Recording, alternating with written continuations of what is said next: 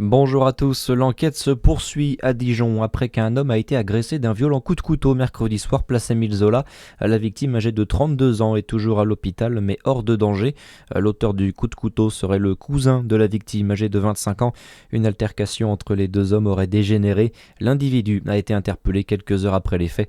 Après sa garde à vue, il a finalement été relâché mais doit s'attendre à des poursuites judiciaires.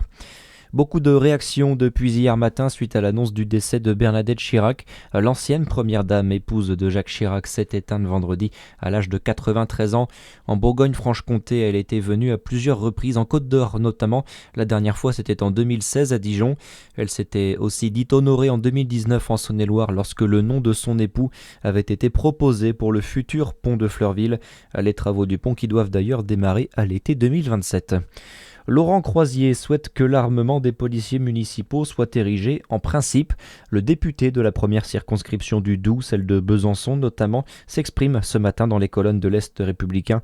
L'élu du groupe démocrate dépose une proposition de loi dont l'un des objectifs est de rendre automatique en France l'armement des policiers municipaux.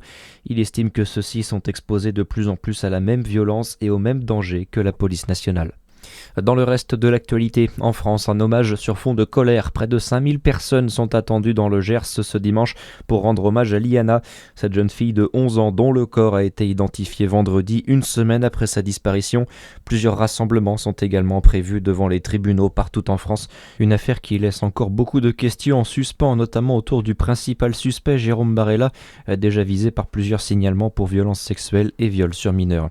Et puis du vélo, aujourd'hui avec le lancement du Tour Auvergne-Rhône-Alpes, anciennement Critérium du Dauphiné.